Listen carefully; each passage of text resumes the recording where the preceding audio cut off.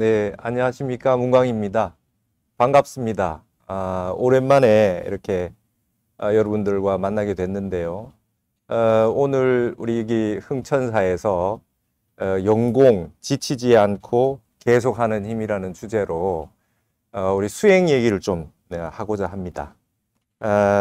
제가 원래 처음으로 강의를 하는 거라 가지고 그냥 자료들을 좀 준비를 했어요. 그리고 원래는 수행도 직접 좀 하고 수행하기 위해서 통기법이라든지 이런 것들을 좀 여러 방면으로 알려드리려고 했는데 아시다시피 전면 비대면이 되고 온라인으로만 하게 됐기 때문에 강의 위주로 주로 할 수밖에 없게 됐어요. 그래서 제가 그동안에 용공 얘기를 많이 했기 때문에 오늘도 반복되는 얘기가 많을 수도 있지만 그래서 그동안 하지 않았던 처음 듣는 얘기들도 좀 있어야 되겠다. 그런 생각이 들어서 중간에 재미난 역학적인 얘기들, 왜 우리는 수행을 하지 않으면 안 되는가, 이 시대에 왜 우리는 공부를 해야 되는가 라고 하는 부분도 좀 다 살펴보고자 그렇게 합니다. 그래서 먼저 첫 번째 시간에는요, 우리는 왜 수행을 해야 되나, 왜 수행을 해야 되나, 마음과 수행의 관계, 그 다음에 마음과 시대의 관계에 대해서 한번 얘기를 해보고자 합니다. 마음 이거 참 어렵습니다. 심심심 나은가심이라 이런 말이 있죠. 마음이여 참으로 찾기가 어렵도다 이런 말이 있어요. 내 마음 내가 쓰는데 내 마음을 내 마음대로 쓸 수 없는 것이 바로 이게 마음입니다. 이게 마음 하나만 제대로 일심을 제대로 자기 마음대로 쓸 수 있다면 그게 바로 부처님이고 그게 바로 역대 조사 큰 스님들의 살림살이와 같아지는 것입니다. 근데 우리가 지금 그와 같이 살지 못한다. 근데 왜 그러느냐? 왜 그러느냐? 부처님 당시에는 부처님 설법만 듣고 바로 아라한가를 증득하고 환희 용약했다. 기뻐서 펄떡펄떡 뛰었다. 이런 말들이 있는데 왜 요즘은 그렇게 공부 잘하시는 분이 많이 없고 깨달았다는 분이 적냐 이 말입니다. 그래서 마음이 어떻게 이 시대에 따라서 달라지느냐, 시대에 따라서 어떤 관계를 맺고 있느냐라는 부분까지도 첫 시간에는 한번 좀 살펴봅시다. 그러면 이렇게 힘든 시기에 우리가 이게 말법 시대라고 하는 이 힘든 시기에 살고 있는데 우리는 그러면 어떻게 공부를 해 나가야 될 건가? 그거에 대해서 한번 살펴보는 겁니다. 자, 왜 연공이라는 말을 쓰느냐? 왜 하루도 빠지지 않는 공부? 연공이라고 하는 게 한자가 이을 연자에 공부하다 할 때 공자입니다. 그러니까 이 공부라고 하는 거는 수행뿐만 아니라 굉장히 보편적이고 범주가 넓지요. 이 공부론이라고 하는 게 중국에서 12세기 중국어예요. 공부론이라고 유교 성리학의 주자라는 분이 공부론이라는 걸 제시했어요. 근데 지금 한중일 3국 가운데 공부라는 말을 쓰고 있는 나라는 우리나라가 유일합니다. 원뜻대로. 원래는 이게 중국어로 꽁푸예요. 꽁푸. 꽁푸라고 하는 게 뭐냐면 지금 그 발음 표기를 하면 꽁푸를 K로 표기를 해서 쿵우라고 하는 말이 공부예요. 콩. 우리가 쿵우라고 알고 있죠. 근데 원래는 이 공부라고 하는 뜻이 시간이라는 뜻입니다. 시간. 지금도 현대 중국 사람들이 니 요 공푸마 시간 있습니까? 이 뜻이에요. 요콩마 겨를 있어요? 잠시 시간 납니까? 할 때 요 공푸마 씁니다. 공푸. 그러면 쿵우 하는 사람들이 공푸라는 뜻이 뭡니까? 시간을 쌓아 나가는 거예요. 시간이 쌓여야 그게 진정한 그 무술의 달인들처럼 그 대가들이 된다 이 말입니다. 그래서 그 공부라는 뜻이 굉장히 유장합니다. 뜻이. 중국 사람들은 지금 공부한다 그러면 학습이란 말을 씁니다. 쉐시라고 그러고요. 일본 사람들은 면강이라고 합니다. 억지로 힘쓴다 그래요. 뱅교라 그래요. 뱅교스루 그러잖아요. 근데 우리는 공부라는 말을 써요. 그래서 저는 이 공부라는 단어가 마음 수행, 그 다음에 세상 공부, 모든 학문을 다 포괄하는 가장 보편적인 말이다. 우리 불자 여러분들의 수행뿐만 아니라 세상 모든 종교와 사상을 통합해서 뭔가 하루하루 시간을 닦아 나가는 것을 공부라고 하면 좋겠다. 그리고 제가 모셨던 제 10대 조계종 종정이셨던 우리 해자암자 해암 큰 스님께서 공부하다 죽어라 이러셨거든요. 공부하다 죽으면 죽어도 안 죽소 그랬어요. 이게 뭐라 그러셨냐면 공부하다 죽어라. 왜 공부해야 되냐?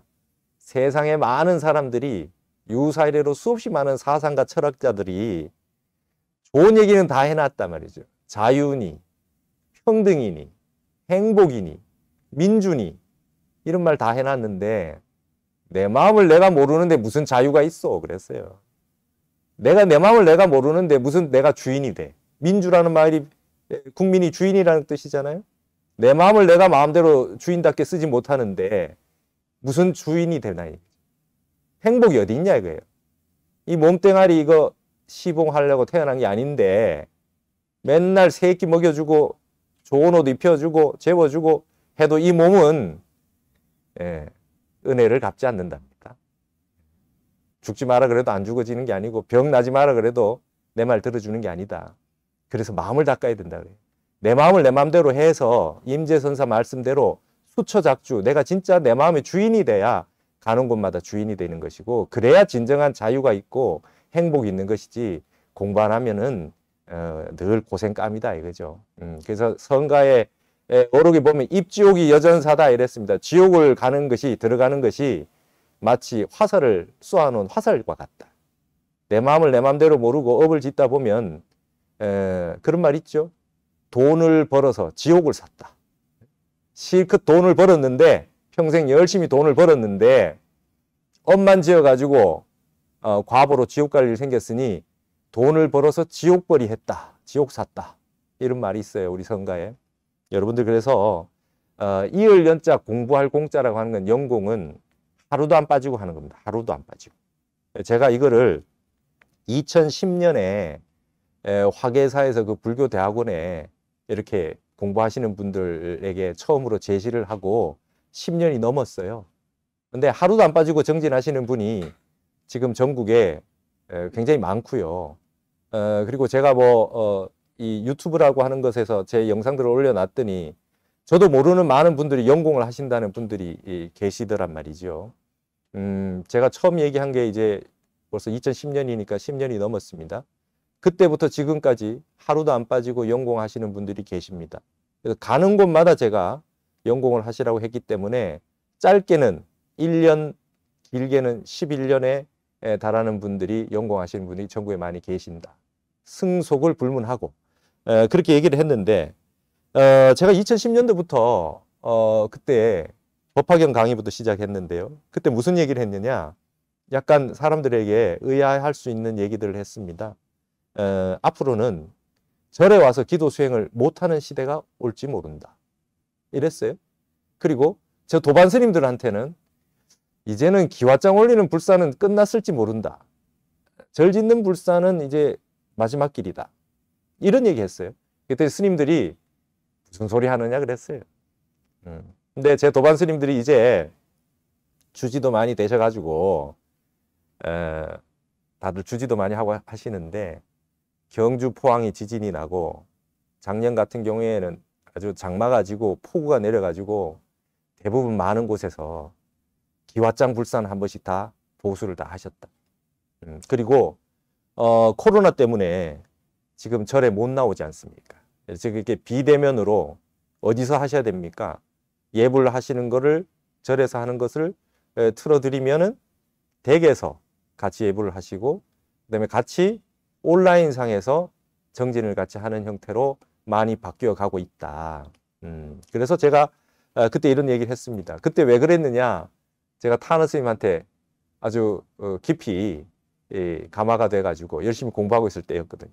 그래서 타너 스님 말씀에 그 하나하나의 그 어떤 미래학적인 얘기들을 제가 하나하나 점검을 해보면서 그렇게 그런 얘기들을 했던 기억이 납니다. 연공이라고 하는 것은 절에 와서만 하는 것이 아니고 내 집에서 내 방이 법당이 되고 내 방이 선방이 되는 그런 것이 연공입니다. 그래서 연공을 어떻게 해야 되느냐 나가는 부분에는 이제 두 번째, 세 번째 시간에 이어서 자세하게 제가 설명을 해드리기로 하고, 그럼 왜 지금 우리는 이런 시대를 맞이해서 살고 있느냐? 왜 갑자기 대학생들이 학교를 가지 못하고 초등학생이 한 번도 아이들과 같이 놀면서 공부를 못하는 시절이 왔잖아요. 요즘 대학교 지금 1, 2학년 학생들은 MT라는 걸 못 가봤을 거예요. 그 다음에 중고등학생들은 수학여행이라고 운동회라든지 이런 걸 못 해보는 그런 세월을 살고 있는데, 이 바뀐 세월 속에서 우리는 그래도 마음이라고 하는 걸 가지고 살아야 되기 때문에 어떻게 수행을 해야 될까, 방안을 생각해내지 않을 수 없습니다. 그러니까 마음은 똑같은 마음인데요. 부처님 시대나 지금이나 똑같지만 세상이 바뀌고 있다. 그럼 그 바뀐 세상에 따라서 우리는 어떻게 수행을 해나가야 될 건가? 이게 제일 중요한 문제입니다. 옛말에요, 중이 제 머리 못 깎는단 말이 있었어요. 근데 요즘 스님들이 다 머리 깎을 수 있어요, 혼자서. 어떻게? 오중 면도날이 너무 좋아요. 그런데 그 부처님 당시에 계셨던 스님들이 여전히 살고 있다. 머리 깎고 가사장삼 수하고 승복 입고 절에 사는 스님은 그대로 있어요.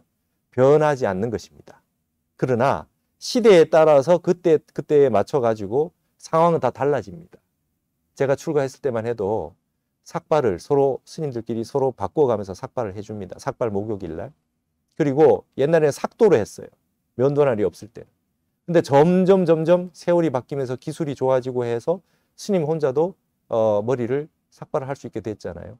그러면 옛날처럼 그 방식을 그대로 해야 되느냐? 그건 시대에 맞춰서 충분히 바뀔 수 있다. 우리 대승기실론에 있잖아요. 불변이 있고 수변이 있어요. 변하지 않는 것이 있고 인연 따라 바뀌는 것이 있어요. 부처님 근본 말씀에 반드시 따라서 어기면 안 되는 것이 있고, 시대에 따라서 맞춰서 조금씩 변형해서 부처님 뜻에 정신에 맞게 그 시대에 맞게 방편으로 바꿔서 할 것도 있다, 이 말씀입니다. 그래서 지금 우리 시대라고 하는 것이 참으로 살기 힘든 시대다. 그래서 21세기 과연 이제 우리는 어떻게 이 시대를 살아야 되느냐? 우리는 여전히 이 시대를 모르고 살고 있다는 거죠. 여러분, 지금 우리는 어떤 시대를 살고 있습니까? 정말 한치 앞을 내다보기 힘든 그 세월을 살고 있어요. 제가 중문학을 출가 전에 전공을 했는데 중국에 20세기에 대문호가 있어요. 루신이라고, 노신이라는 그런 대사상가가 있었는데요. 그분이 부주다오 시호도 시호, 시대를 알 수 없는 시대를 살고 있다. 그걸 100년 전에 그 말을 했어요. 근데 여러분, 그 말이 지금도 유효하다. 지금 도대체 우리가 어떤 시대를 살고 있느냐? 예를 들어서 환갑만 넘으면 지금 젊은 친구들이 하고 있는 문화를 같이 공유하기 어렵다. 그 다음에 젊은 친구들이 중장년층이 겪었던 얘기를 하면 너무 낯설어 한다. 그럼 앞으로 50년, 100년이 흐르면 어떻게 흘러갈 것이며, 우리가 남아있는 인생 동안은 얼마나 많이 시대가 변할 것인가. 이 변화하는 상황 속에서 우리는 이 마음이라고 하는 것이 요동치지 않고 어떻게 무심과 부동심을 유지하면서 즐겁게 수행할 수 있을 것인가. 이게 관건입니다. 이게 관건입니다. 그래서 세상 얘기를 첫 시간 좀 하자는 거죠. 왜냐? 부처님의 열애 시포에 보면 말이죠. 선서세간회 할 때 세간회라는 그 부처님 명호가 있어요. 부처님은 세상 일을 환히 잘 아신다는 거라. 그러니까 이제 그 오해하시면 안 됩니다. 스님들도 이제 태블릿을 해서 세상 일을 다 볼 수 있고 다 알 수 있다.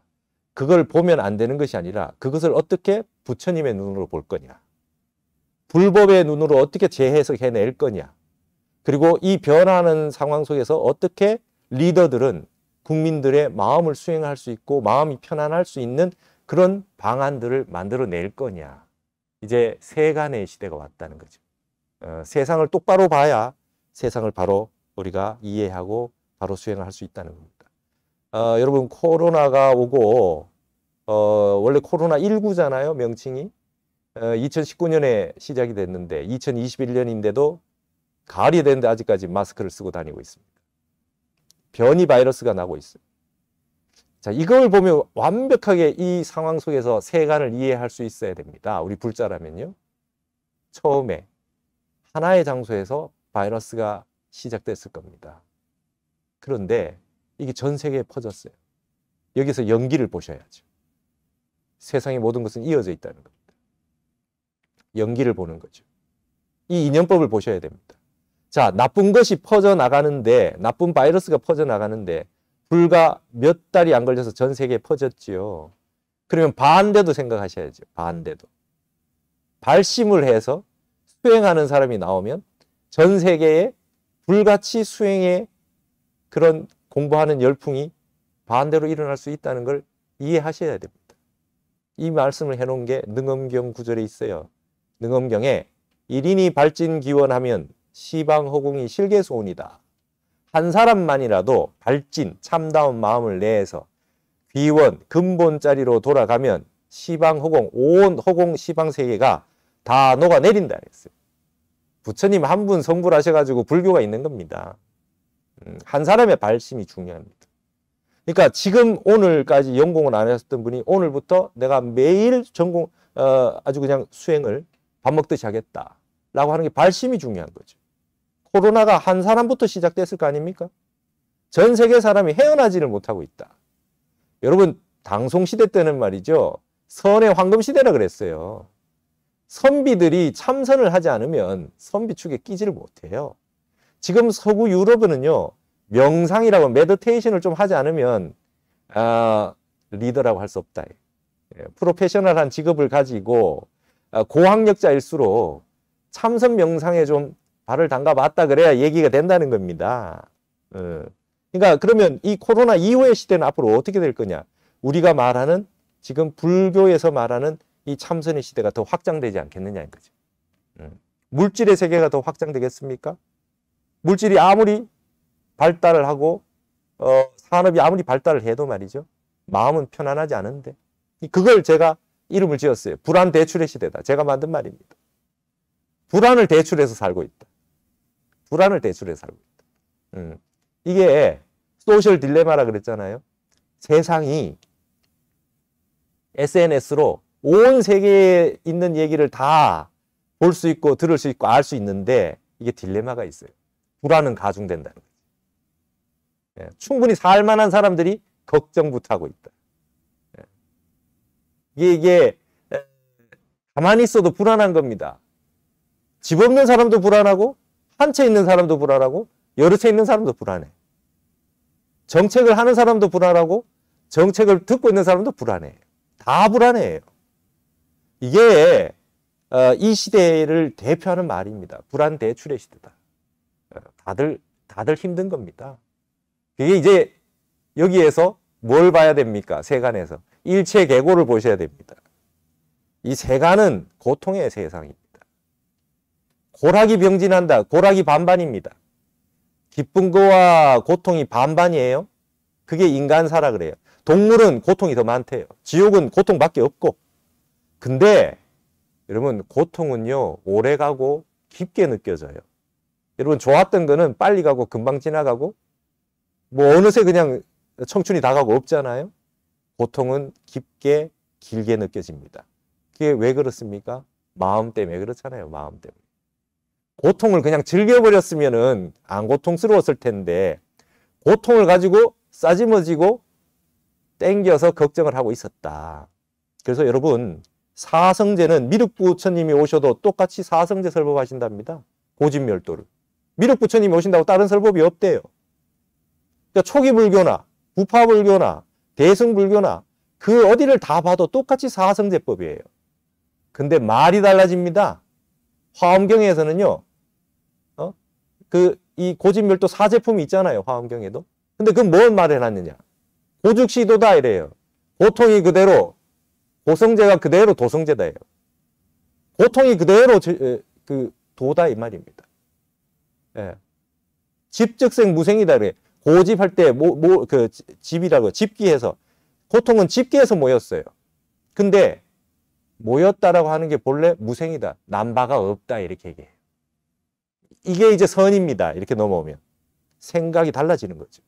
고통이 뭐냐? 하나하나 낱낱이 분석을 해가지고 하나하나 다 알아야 된다가 아니라 고통도 본래 없는 거다. 실체가 없는 거예요. 이렇게 봐야 됩니다. 여러분, 앞으로 남아있는 생 중에 오늘이 제일 젊어요. 그러니까 몸이 낫고 건강해지고 뭐 무릎 관절이 좋아지고, 예? 그러고 난 다음에 정진할 그런 세월은 없어요. 그냥 오늘 그냥 하실 뿐이라. 오늘 그냥 시작하실 뿐입니다. 예. 그리고 오늘보다 좋은 날은 없어요. 과거는 지나가서 없고 미래는 오지 않아서 없고 현재는 찰나에 지나가는 게 없어요. 용수중론에 과거, 현재, 미래는 없답니다. 착각일 뿐이다. 내 생각의 착각일 뿐이다. 고통도 없어요. 과거 거를 계속 생각하고 있으면 과거의 고통이 있고 미래는 오지도 않은 걱정을 하고 있으면 미래의 고통이 있어요. 지금도 순간순간 지나가고 있기 때문에 고통이 없는데도 고통이 있다고 내가 생각할 뿐입니다. 그래서 정진해야 됩니다. 부처님 말씀 경전 봐야 됩니다. 이것이 아주 핵심입니다. 그래서 이런 현대에 자, 옛날에는 아는 게 힘이다 했는데 요즘 아는 게 병이다 이렇게 됐죠. 그래서 부처님이 미래 세계에 대해서 어떻게 말씀해 놓으신가를 조금 볼 필요가 있다. 저는 제가 생각하기를 부처님은 미래학의 대가였다 이렇게 생각합니다. 부처님은 과거도 잘하셨죠. 자타카 본생담이라고 해서 전생에 대해서 환히 아신단 말이죠. 제밭 앓다가 이렇게 할 때는 저 사람이 전생에 나랑 어떤 관계가 있었는데 그때 이런 게 화가 나가지고 지금 저러고 있다. 전생담을 얘기해 주세요. 그러면 미래에 대해서는 모르셨겠습니까? 미래에 대해서 다 말씀해 주셨다. 열반에 드시고 나서 앞으로 미륵이 올 때까지 미륵이라는 분이 와서 내가 다 제도해 놓지 못한 중생을 제도할 것이다. 얘기를 다 해놓으셨잖아요. 그게 미륵 삼부경입니다. 미륵 상생경, 미륵 하생경, 미륵 성불경. 뿐만 아니라 그러면 무불시대에 부처님 안 계시는 시대에는 어떻게 해야 되느냐. 그거에 대해서 부촉을 해놓고 가셨어요. 지장경에 보면 지장보살에게 내가 없는 동안 미륵이 올 때까지 지장보살께서 많은 중생을 제도해 주시오. 지옥 중생이 없도록 해 주시오. 부촉을 해 주시고 가셨다. 관세음보살님에게는 말씀하신 내용이 법화경에 나오죠. 법화경에 관세음보살 보문품이 있어요. 보문사라고 있죠. 강화도에. 보문이라고 하는 보문시연이라고 하는 건 전부 관세음보살 얘기입니다. 서울에 보문동이 있어요. 보문동이 있어요. 이 불국토입니다. 우리나라가. 관세음보살 보문품에는 관세음보살에게 부촉을 하십니다. 내가 없는 동안에 미륵이 오실 때까지 관세음보살님이 중생을 제도해 주십시오. 이렇게 하는 거죠. 예. 그런 내용들이 다 있어요. 그 미래학의 대가 아닙니까? 근데 부처님이 스님들에게 계율을 주신 게 있어요. 중매하지 말고 그 다음에 그런 거 이렇게 사주팔자 같은 거 말이죠. 예, 그런 거 하지 마라 그랬어요. 수락하지 마라 그랬어요. 예. 그러니까 뭐 미래가 어떻고 뭐 이런 거 저기 명리학 뭐 이런 거 안 하는 게 맞는 것 같아요. 여러분 제가 출가하기 전에 역학을 주역까지 공부를 다 하고 출가를 했는데요. 저는 출가하기 전에도 약간 고지식 했습니다. 적어도 선비라면 의리역학을 해야 된다. 의리역학이란 뭐냐면 주역 계사전처럼 철학적으로만 주역을 보는 거예요. 상수역학이라는 게 있는데 그거는 숫자와 상징을 가지고 지금 여러분이 많이 아시는 그런 뭐 미래에 대해서도 보고 뭐 사주팔자도 보고 뭐 그렇게 하는 거 그게 이제 상수역입니다. 근데 저는 그걸 무시했어요. 나는 선비는 그런 거 안 한다. 근데 출가하고 났는데 타너 스님을 연구하는데요. 타너 스님 다 하셨어요. 너무나 많이 아시더라고. 그래서 스님인데 이런 거 하셔도 되나? 그랬더니 스님 말씀이 그런 거 외도라는 거에 대해 가지고 마음 밖에 있는 게 외도지 마음을 다루고 있으면 외도가 아니다 이러셨어요. 노장사상, 유교, 역학, 기독교까지 전부 외전이 아니라 내전이다. 마음 안에 이 얘기니까. 그러니까 세상에 있는 모든 얘기를 누가 보느냐, 어떻게 보느냐가 중요한 겁니다. 마음법으로 보면 세상의 모든 걸 다 다룰 수 있어요. 그래서 타너 스님은 특히 동양의 역학에 대해 가지고 이걸 활용을 해서 미래 예지를 많이 해놓으셨죠. 많이 해놓으셨어요. 제가 타너 스님 연구하다 보니까 많은 일화들을 듣게 됐는데요. 책에는 잘 없는데요. 이런 얘기들 많아요. 스님이 70년대에 인도 성지순례를 가셨어요. 인도 성지순례를 한 열흘 넘게 그래서 방송국이 따라가서 그걸 찍어서 다큐멘터리로 방송을 했어요. 그때 부처님이 이제 태어나신 곳을 가려면은 룸비니를 가려면 네팔을 가야 되지 않겠어요? 네팔을 가셨는데 히말라야 산맥이 보였잖아요. 눈 덮인 히말라야 산맥이 보였어요. 그걸 보고 타너스님이 PD분에게 앞으로 저 히말라야 눈이 녹아요 그랬어요. 여러분 그 히말라야 산맥의 그 8,000m의 산들이 눈이 녹는다는 게 있을 수 있는 얘기입니까? 그때 PD분이 우리나라 다큐멘터리의 거장인 정수웅 PD였어요. 작년에 돌아가셨습니다. 그분이 아시안게임, 서울올림픽 전부 다 다큐 제작을 하고 전 세계에 우리나라에서 가장 유명한 다큐 감독님이셨어요. 근데 그분이 옆에 듣다가 아유 선생님 그건 말씀이 안 되는 것 같습니다. 이랬답니다. 근데 작년에 돌아가시기 전에 정수웅 PD가 뭐라고 말씀하셨냐면 내가 그때 스님께 잘 들었어야 했다. 스님 말문을 막고 핀잔을 드리는 게 아니라 내가 그때 스님의 말씀을 잘 들었으면 그 이후에 무수히 많은 이 지구의 변화와 기후 변화와 세상이 돌아갈 거에 대해서 다큐를 엄청 찍을 수 있었다. 정말 내가 참회를 하고 안타깝다는 그런 말씀을 하시면서 타너 스님 정말 위대하셨다. 어떻게 그렇게 다 하셨느냐? 그 말씀을 하셨습니다. 이거는 단순한 술수학이 아니라 부처님처럼 미래를 내다보고 거기에 따라서 미래가 어떻다, 뭐 예언했다 이런 것이 아니고 스님이 미래 세계에 우리는 어떻게 마음을 닦고 어떤 세계가 올 거를 알고 미리 마음을 다 부동심이 되도록 해라는 그런 얘기들 아니겠냐 이렇게 생각을 합니다. 그래서 이 동양의 지혜를 좀 빌려올 필요가 있다. 저도 이제 그 불교학을 했지만 그 이전에 우리 동양학을 했으니까 타너 스님과 비슷한 그 공부의 그 역정을 같이 해왔는데요. 이런 부분들 말하자면 부처님과 우리 팔만대장경에 있는 내용들은 현대 사회에 생긴 게 아니기 때문에 과거의 것일 수 있지요. 그러나 그 정신을 바탕으로 해서 현대 것을 어떻게 보아야 되느냐라고 하는 것을 한번 생각해 볼 필요가 있어요. 그래서 우리는 이게 도 공부하는 겁니다. 마음은 도거든요. 도 공부하는 겁니다. 근데 지금 말씀드리듯이 이런 걸 수락이라 그러는데 이 수락과 도학의 관계를 잘 이해하실 필요가 있습니다. 자, 지금 했는 이런 모든 얘기들은 생각이 끊어진 자리에서 얘기를 하게 되면 도학이 되고요. 많이 알아서 쌓아서 알게 되는 건 수락이 되는 거죠. 아무리 많이 알아도 지식적으로 많이 알아서 배워서 안 거는 수락이라 그래요. 그러니까 옛날에 원천강이라든지 이런 분들 말이죠. 굉장히 많이 아셨어. 근데 마음이 끊어진 자리에서 봐서 알았으면 도학이 되는 겁니다. 근본은 마음 끊어진 자리에서 보는 거죠. 마음이 무심한 자리에서 마음이 끊어져 가지고 알아지는 것들에 대해서 다루고 있는 것이 바로 부처님이 말씀하셨던 천명통 이런 거죠. 예, 그러니까 세상을 볼 수 있는 안목이라는 거죠. 그래서 부처님과 성현들은 앞으로 미래의 세계에 대해서 타너 스님께 질문했잖아요. 왜 그렇게 미래는 역학이라 이런 얘기 많이 합니까? 하니까 성현들은 미래의 세계를 미리 얘기를 해주면서 그거에 대해서 어떻게 마음을 닦고 수행해야 되느냐를 얘기해 주기 위해서 미래를 얘기한다는 거예요. 가십거리로 한 게 아닙니다. 세근행계라 그러죠. 유교에서 아주 숨어 있는 거, 아주 그냥 비밀스러운 것만 찾아다니는 사람이 있어요. 그건 그냥 수락입니다. 그걸 알기 위해서 하는 것이 아닙니다. 이 시대를 알기 위한 거고 세간을 알아서 어떻게 우리가 마음을 닦아 나갈 것이냐, 미래를 남아있는 인생을 내가 어떻게 살아야 될 것이냐, 죽는 날까지 어떻게 살아야 될 것이냐라고 하는 비전을 얻기 위해서 이런 것들을 보는 것이죠. 그걸 이제 객원현실이라 그래요. 천태학에서. 방편품이 있잖아요. 법화경에. 방편을 열어가지고 진실을 드러내는 겁니다. 제가 지금 이런 얘기하는 것도 결국엔 마지막 보시면 아시겠지만 영공하자는 얘기 하려고 하는 거예요. 근데 그 말씀을 하기 위해서 방편을 여는 겁니다.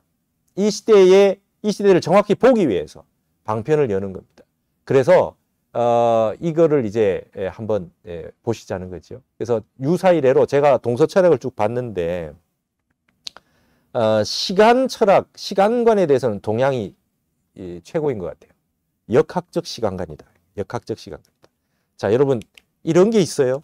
역학에 보면 말이죠. 세상이 앞으로 어떻게 흘러가는가라고 하는 거를 상수로, 도수로 얘기하는 거예요. 숫자로. 여러분, 피타고라스라는 사람이 보통 사람이 아니잖아요. 피타고라스의 수에 대한 그 철학에서, 사상에서 말이죠. 피아노도 다 거기서 나온 거 아니에요? 숫자로 세상을 다 이렇게 촘촘하게 나눠 놓은 겁니다. 그게 서양의 음악이고 12음계에 나타나는 현상이고, 세상은 두루뭉술하게 그냥 다 이어져 있는 것 같은데 그 세상의 음을 하나씩 따로따로 만들어 놓은 게 피아노 아닙니까? 그걸 수리적으로 한 거죠. 그래서 피타고라스부터 수가 시작되면서 과학이 시작되고 음악도 시작됐어요. 보이지 않는 것을 보일 수 있는 방편으로 설명하는 것이 바로 이러한 수학과 역학의 세계예요. 이게 중국에 어떤 일이 있었냐면, 여러분 그 주역 공부를 조금 해보신 분은 복희팔계, 문왕팔계 이런 거 들어보셨을 거예요. 중국에서 말이죠. 중국에서 어떤 일이 있었냐면은 이 낙서라고 하는 거는 말이죠. 운임금이라고 있어요. 요순 우탕 할 때 운임금. 운임금 때 이분이 황하가, 지금 여러분 올해도 중국이 그 장마가 나가지고 아주 그냥 범람을 해서 홍수가 나서 난리 났지요. 중국은 황하하고 양자강이라는 게 너무 기니까 홍수가 많이 납니다. 아직도 홍수를 해결 못하고 있잖아요. 그래서 치수, 물 다스릴 때 다스릴 치자가 물 숫자 들어있잖아요. 정치하는 게 치수예요, 치수. 어떻게 물을 다스려서 사람들이 평온하게 살 수 있게 해주느냐. 정치는 거기서 비롯됐다 그래요. 그 치수를 제일 잘한 역사적 인물이 등장한 인물이 운임금입니다. 9년간 치수를 했어요. 집에 들어가지를 못했답니다. 자기 집을 옆에 두고 들어가지를 못하고 홍수를 하기 위해서 관계시설이나 모든 걸 하기 위해서 그렇게 다녔대요. 그렇게 다니다가 낙수라는 곳에서 말이죠. 낙수라는 곳에서 거북이 등에 이상한 문양이 하나 나왔어요.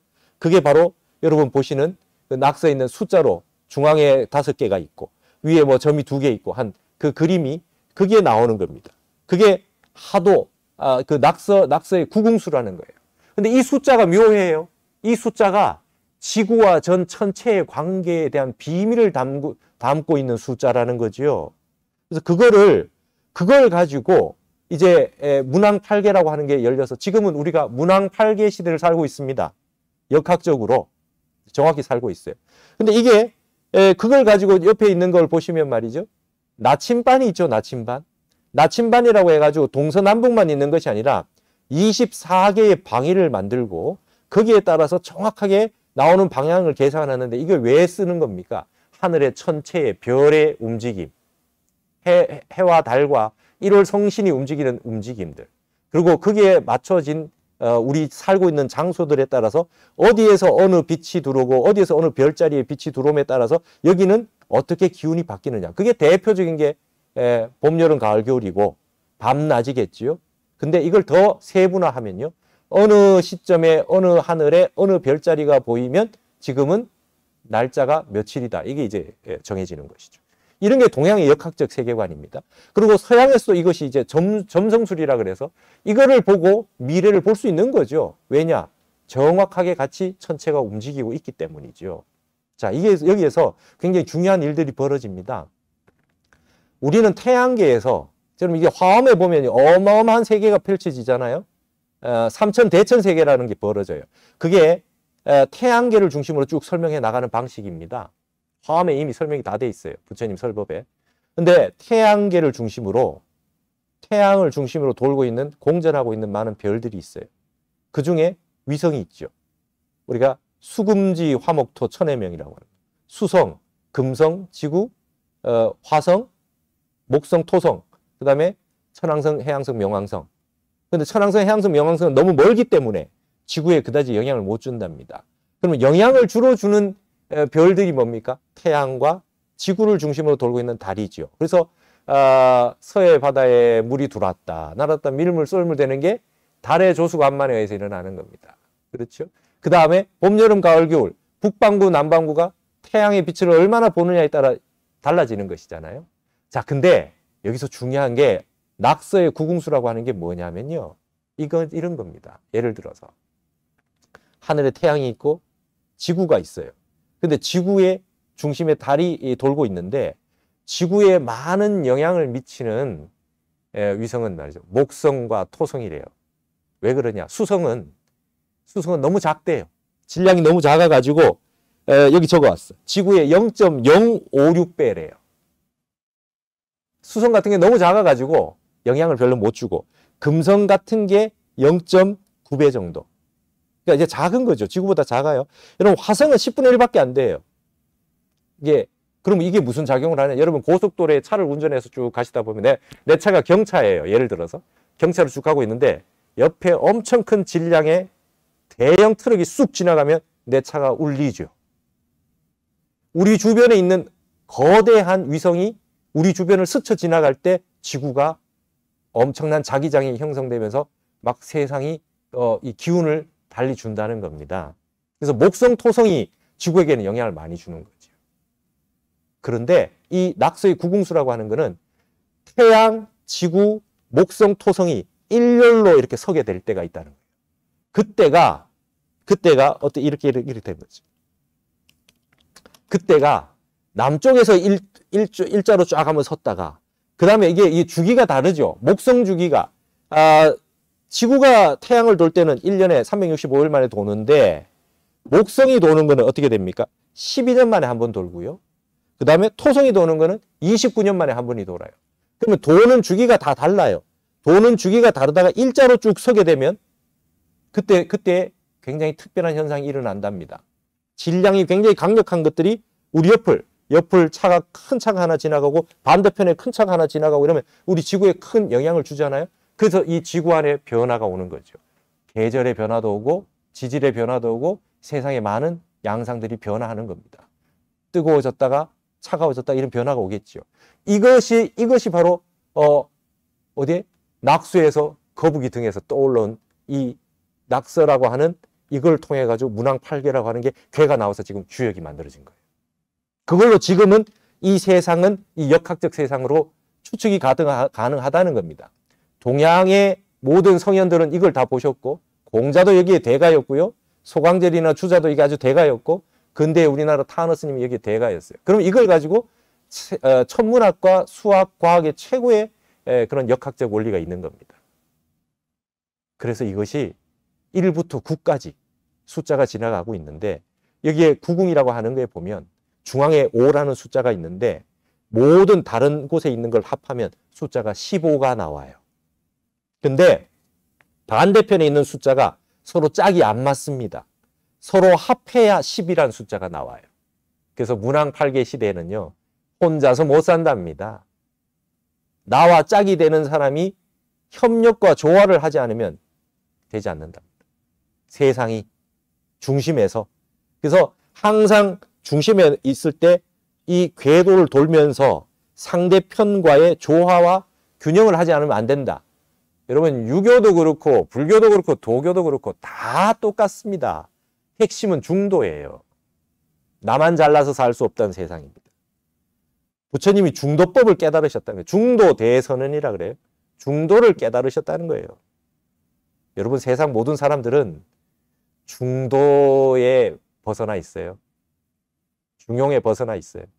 내가 태어난 날 기운을 한번 보세요. 여름에 태어났는데 한낮에 태어났어요. 그죠? 날도 더운 날에, 더운 여름에, 대낮에 태어났다. 그럼 불균이 많겠지요. 요즘 여러분, 옛날에 비해서 왜 화가 많겠습니까? 사람들이 분노가 많겠어요? 제왕절개 낮에 합니다. 옛날에 밤에 태어날 애가 의사 선생님이 낮에 해주시니까 낮에 많이 태어나겠죠. 그러면 당연히 사람들에게 불균이 많을 수밖에 없겠죠. 그것도 하나의 요소가 될 수 있어요. 여러분, 밤에 옛날에 잤습니다. 자시에. 물기운이 많은 자시에 잤어요. 근데 불기운이 많은 자시에 불을 켜고 안 자고 있어요. 사람들이 불기운이 많죠. 자, 전기, 전자, 세상에 많은 것들이 지금 모든 인터넷이나 모든 것들이 불을 바탕으로 하고 있어요. 불기운이 많죠. 불이 많다는 것은 지혜가 많고 밝고 사람들이 훨씬 계명천지가 됐다는 뜻이기도 하지만, 반대로 차분한 물기운이 없다는 거예요.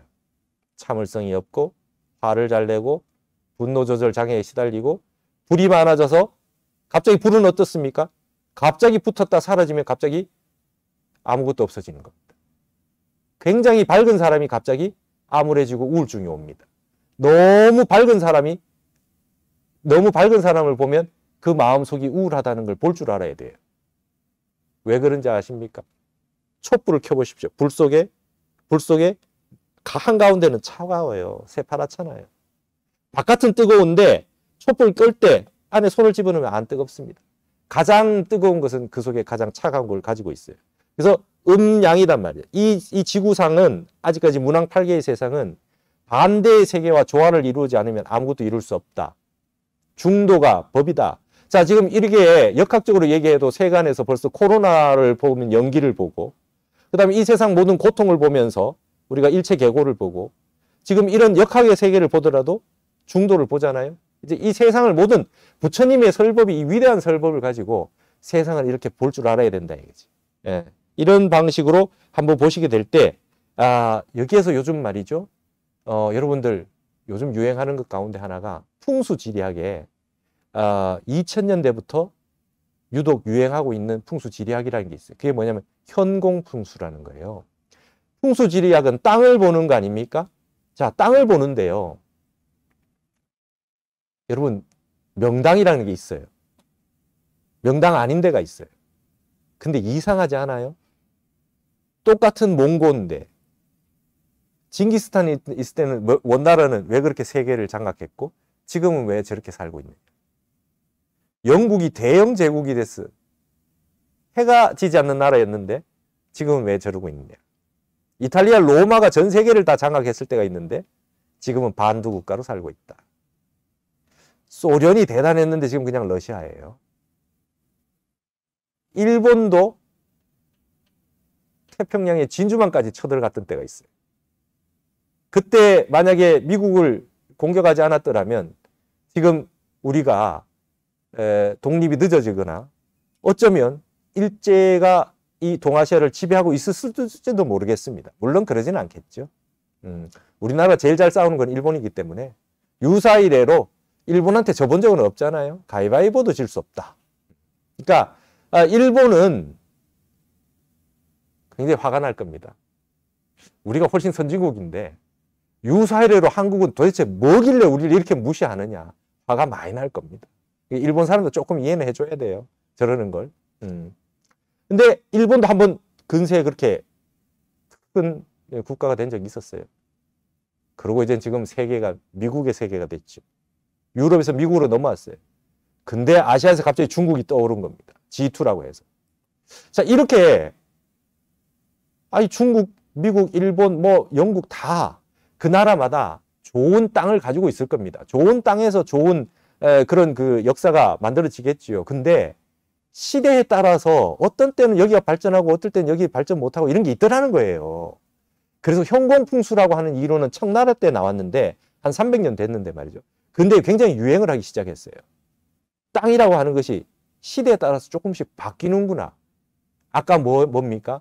지구와 목성과 토성이라고 하는 이런 형태에 따라서 주기에 따라서 다르는구나. 여러분 일식이라고 하는 게 조선왕조실록에 보면요. 개기, 일식, 월식 이런 거에 따라서 그것이 올 때 사람이 굉장히 겁을 냈어요. 갑자기 태양빛이 달에 위에서 가려집니다. 그게 일자로 서서 그런 거 아닙니까? 가린 것이 아니라 일자로 선 거죠. 일자로 그렇게 섰을 때는 굉장히 평상시와 다른 기운이 만들어진다는 거죠. 그래서 그런 거를 천문학에 이렇게 관측을 해서 국가 정사에 반영을 하고 조심하고 그 다음에 왕조실록에 다 기록이 돼 있어요. 조선뿐만이 아니에요. 삼국시대 이래로 다 그랬습니다. 그러니까 하나의 어떤 일자로 이렇게 행성들이 늘어설 때 위기가 온다는 거예요.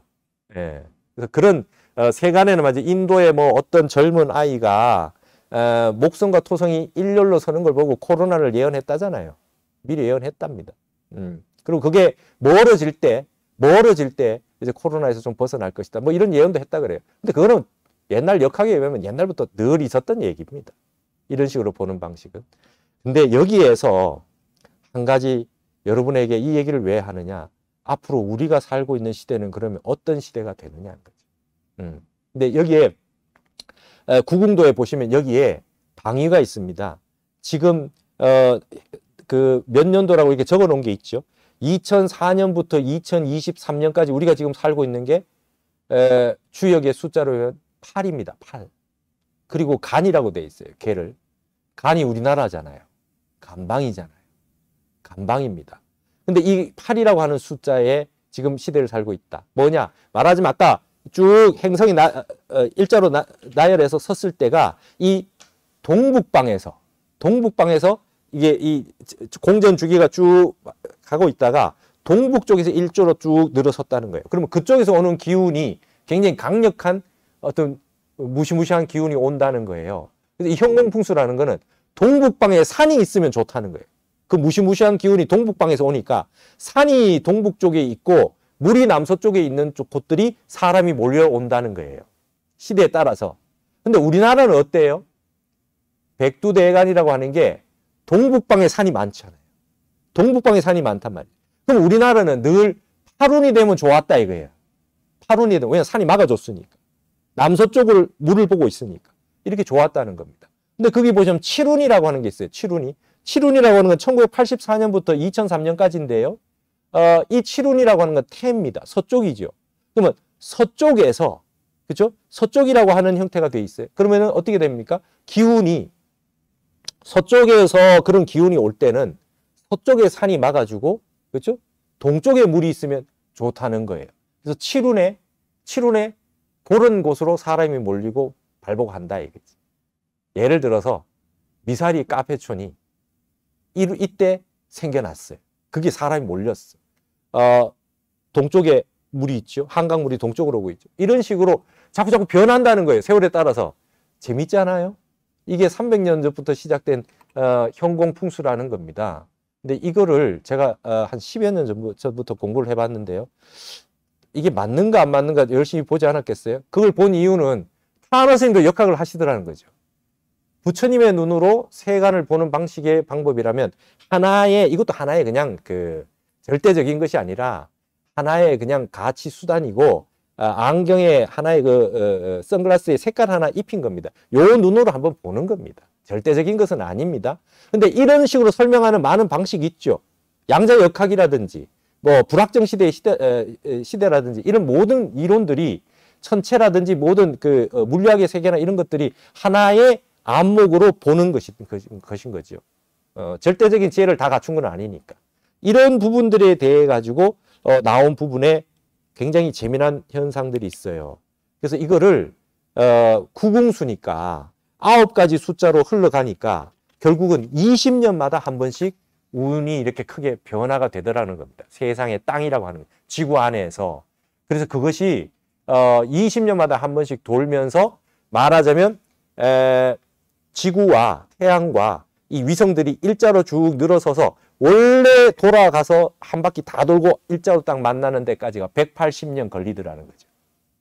그래서 그걸 구궁수로 만들어서 이렇게 해놓고 이걸 가지고 그 운이 있을 때마다 그 방위와 기세가 강한 곳 뭐 이런 걸 나열해 놓은 게 이게 형공풍수라는 것입니다. 그래서 이게 우리나라는 말이죠.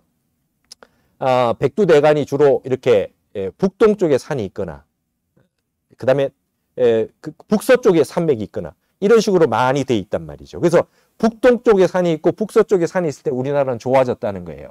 역사적으로 이걸 설명을 해놨는데 굉장히 맞는 면이 많더라는 거예요. 한번 보세요. 그게 대표적인 게 우리나라는 오운이 되면 안 좋았답니다. 임진왜란이나 우리 6.25 전쟁이 벌어진 게 오운에 벌어졌고, 그 다음에 육운이 되면 1964년부터 83년인데 이 육운은 180년을 그 앞에 180년 이렇게 다 추론해 볼 수 있겠죠. 180년 전에 이렇게 해서 육운이 됐을 때는 세종대왕이 나왔다는 거예요. 그럼 정조 임금이 나왔고, 그리고 이때 우리나라는 대부분 다 리더가 굉장히 카리스마 있는 사람이 나온다. 박정희 시대예요. 그리고 이때는 굉장히 우리나라가 발전한다. 근데 이게 지금 북서쪽에 산이 있는 곳이 발전을 하는 시대라는 거예요. 전 세계적으로 다 비슷하게. 그래서 이때는 건께입니다. 건께는 양이 3개니까 아버지입니다. 권위의 시대. 절대적인 권위의 시대. 그 다음에 리더가 이끌고 나가면 그냥 따라갑니다. 군말이 없어요. 하면 된다, 잘 살아보자, 그런 거 했어요. 옛날이니까 했지. 뭐 이런 얘기 할 수 있지만 이 운이 그렇다는 거예요. 이 건괴의 지배를 받으니까. 그래서 이때는 카리스마가 있고 국가를 중흥했고 우리나라는 이때 많이 발전을 했었답니다. 역사 이래로. 근데 칠운이 되면 갑자기 칠운이 되면 태괴의 영향을 받아요. 태괴는 여러분 연못입니다. 연못. 연못은 뭡니까? 땅은 높은데 연못은 낮지요. 기운이 낮은 곳에 비춰줘요. 그러면 칠운의 태괴에 의해서는 어떻게 됩니까? 역전됩니다. 낮은 곳에 있는 사람이 득세하기 시작합니다. 이게 바뀌어요. 가불이 도취가 돼요. 이때부터. 그래서 여러분 84년부터 2003년까지가 이 태운입니다. 이때 일어난 게 우리나라의 민주화가 일어난 거예요. 87년 6월 항쟁이라는 게 이때 있는 거 아닙니까? 이때는 이제 독재를 허용하지 못하는 세계다. 근데 여러분 유군에는요. 전 세계가 민주화했는 나라가 별로 없어요. 전 세계가 누가 더 카리스마 있는 리더들이 이끄느냐 그 싸움이었어요. 칠운이 되면요. 태운이 되면 누가 더 정말 민주적인 사람이 되느냐의 싸움이었어요. 그러면 자 우리 사회를 놓고 보십시오. 갑과 을이 바뀐다는 거예요. 을에 있는 사람들의 인권이 존중되는 시대. 이때부터 이제 여성평등운동이 일어나는 거죠. 우리나라에 전 세계적으로. 그 다음에 노동자들이라든지 그 다음에 하층민이라든지 그 다음에 많은 소외된 사람들에 대한 인권이 발전하기 시작했던 게 이게 칠운이에요. 근데 잘 한번 보세요. 우리나라가 칠운에 뭘 했어요? 86 아시안게임, 88 서울올림픽, 2002년 월드컵 이런 거 했어요.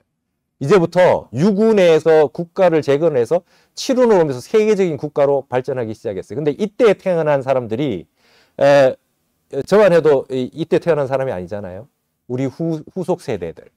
84년 이후에 태어난 예를 들면 아시안게임, 올림픽 이때 태어난 우리가 이제 세계의 중추적인 국가로 뭔가 나가고 있는 모습에 보일 때 태어난 그런 지금 사람들. 예를 들면 김연아라든지 그렇죠? 배구하는 김연경 선수라든지 이때 태어난 사람들. 내가 한 번 하면 나는 이제 세계 1등 한다는 거예요. 목표가 동양 타이틀 매치가 아니고 세계 1인자가 되겠다라고 하는 사람들이 나오기 시작했어요. 이때 그랬다는 겁니다. 이런 형태가 나는데 태라고 하는 거는 방위적으로 서방 아닙니까?